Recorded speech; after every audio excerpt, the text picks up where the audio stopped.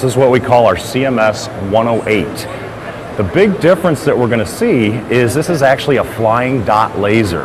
So it modulates back and forth, so when you actually see it on the part, it looks like a line. If you imagine like your laser pointer that you have, typically moving it real fast, it looks like it creates a line, kind of the same type of process. So this scanner actually moves at a much higher rate of speed. So we can still do 30,000 points per second, but each line now has 2,000 points per line versus 1,000 like we had with the RS1. So a lot more, it can collect a lot more data. A lot more data. In the same amount of time. In the same amount of time, okay. Correct. A couple of the other nice things about the CMS with different colors, as you see, we've got a part here that has white, black, and silver. The nice thing about this, the operator does not have to do any adjustments to the scanner at all. Everything is done on the fly.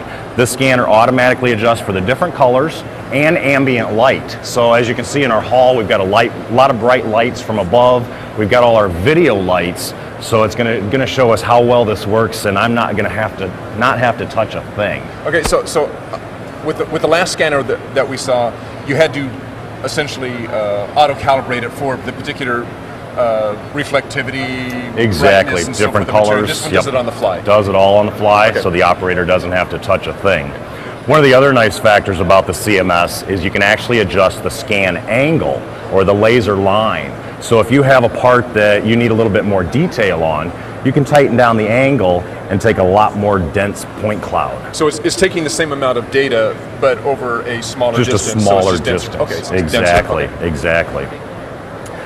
So what that actually gives us in the end is a more accurate system where the operator does not have to touch a thing.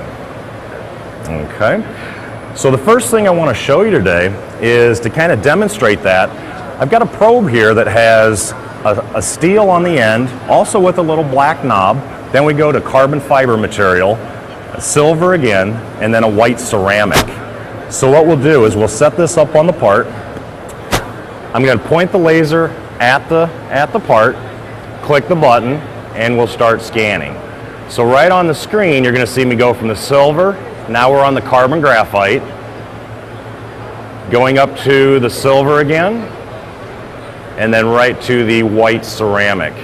And as you notice, I didn't do anything to change that. If we come around to the side, we can get a little more data so we can look like we've actually got our full sphere, or our cylinder here. And it looks like you're not getting any noise in there either. No noise whatsoever. You see no reflective points out on the screen. So it's just, it does everything right on the fly. So we've got a silvery, almost mirrored surface. We've got a white shiny surface and a black shiny surface. And the black shiny surface, right, correct. We'll change our program here for our bumper. And what is this? What is this thing sitting in front of me here? This is a bumper for road armor. This is actually manufactured down in Central Illinois, a company called Morton Industries. So they were very kind enough to let us borrow a couple of these for the show. Okay, now this is where what we want to do is I had the angle set up on our probe for a real tight surface here. So let's just cancel this 1 second. Let's change our scan angle. We just come into our scanner. Let's say open it up. So now we're going to have, instead of about a 25 millimeter line, we're going to have a 130 millimeter line. 130 millimeter. Yes. That sounds like a pretty wide stripe. That's quite a very large stripe. So now we'll come back in here and we'll say run our part here. Okay, now we're going to have a lot more data on the screen. Okay. So now with one pass, you can just go right over the whole hole. With one pass, yeah, you can go right over the entire part. Now we'll click the button. It's going to say calculate circle 1, calculate circle 2, 3, and 4. So now you notice on the screen, it actually moved us right onto our program. We've got 4 holes in the back. So all I'm going to do is just scan right across all 4 of them. And I can do this in any order. Doesn't have to go 5, 6, 7. I can go in any order. You notice the red that it's highlighting. It actually tells the operator exactly where to measure. If I've taken enough data, the red disappears and I know I'm ready to move on to the next feature. So we click the button to say OK.